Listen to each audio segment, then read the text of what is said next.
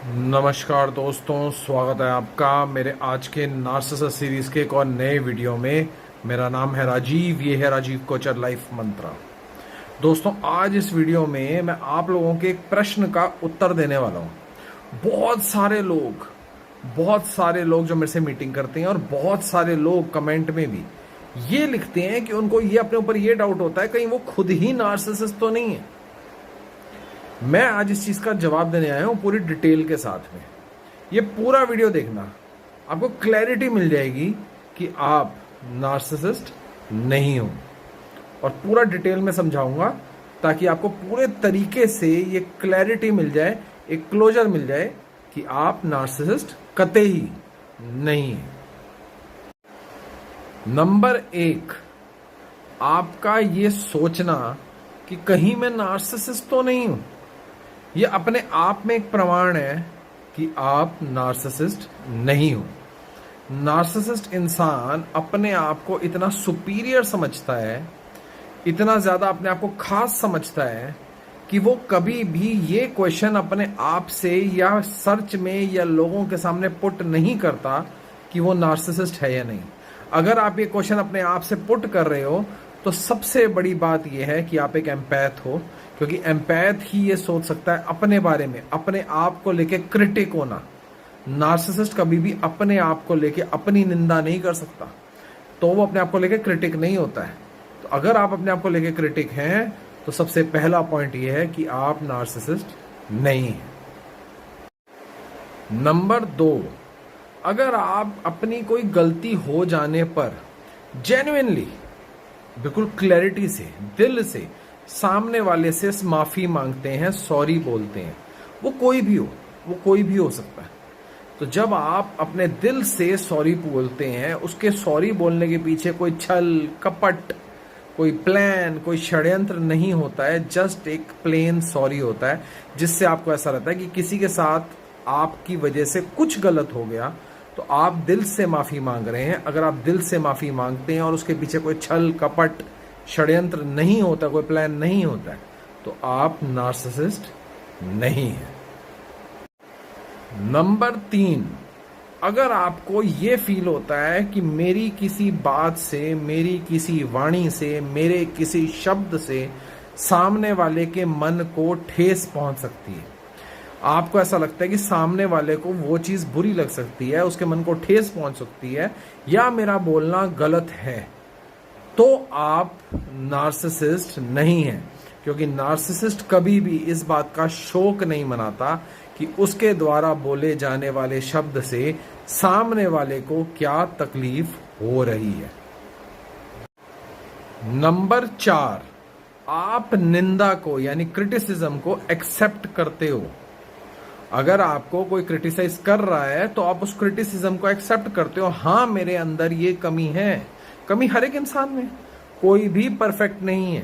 तो अगर कोई आपको आपकी कमी गिनवा रहा है, भले ही वो आपके माँ बाप हो, भले ही आपके भाई बहन हो, भले ही आपके पति हो, भले ही आपकी बीवी हो, जो कि सामने वाला नार्सिसिस्ट नहीं है, तो और आपको गिनवा रहा है genuinely, as a love, as affection, आपको बता रहा है कि तुम्हारी ये गलती है, या तुम यहाँ गलत हो, या तुम्हारी ये फलानी चीज जो है उसको क्रिटिसाइज कर रहा है, और आप उसको एक्सेप्ट कर रहे हैं क्योंकि आप भी जानते हैं कि आपके अंदर ये कमी है, तो आप नार्सिसिस्ट नहीं है।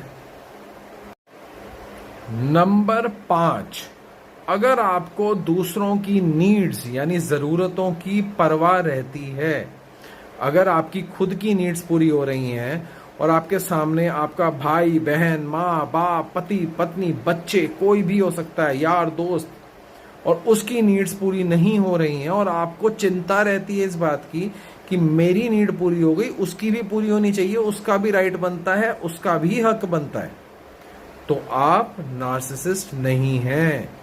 क्योंकि नार्सिसिस्ट को सिर्फ अपने पेट से, अपना पेट भरना, अपने शरीर को लगना, अपने तन को लगना, अपना खाना, अपना सोना, अपना रहना, अपने फाइनेंसेस, ये चिंता रहती है। उसको दूसरे की नीड की कोई चिंता नहीं होती।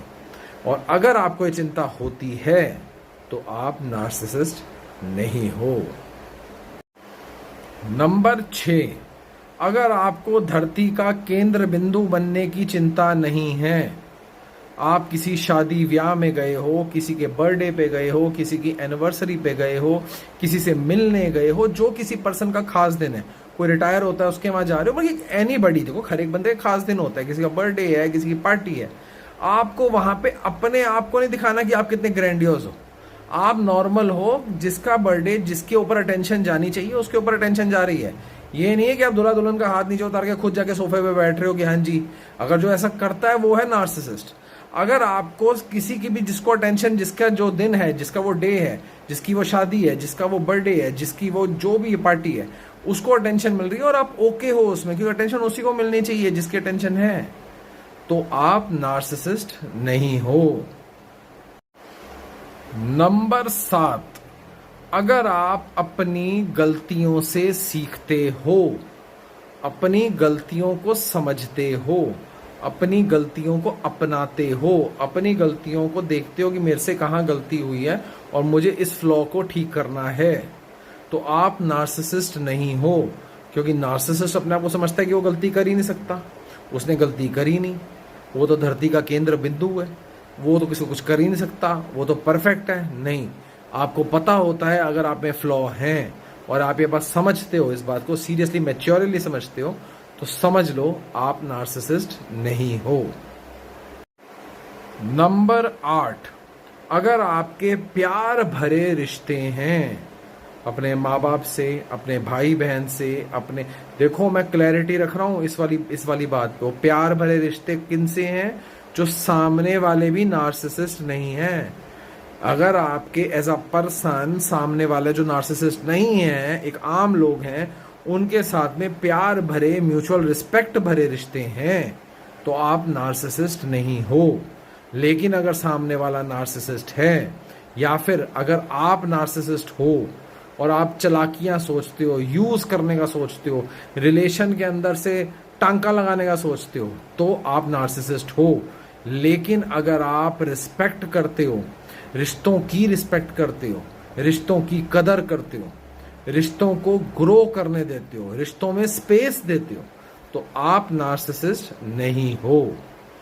और ज्यादा जानना चाहते हो, और ज्यादा समझना चाहते हो, अपने आप को स्ट्रांग बनाना चाहते हो, नार्सिसिस्ट की आंखों में आंखें डाल के देखना चाहते हो और अपनी बात मनवाना चाहते हो, नीचे दिए नंबर पे व्हाट्सएप करो, मेरे साथ 1 घंटा बात करो। ये बात ऑनलाइन फेस टू फेस होगी और ये मीटिंग फ्री नहीं होगी, ये पेड मीटिंग होगी। तो जो सीरियसली मुझसे बात करना चाहते हैं वो आएं और मुझसे बात करें।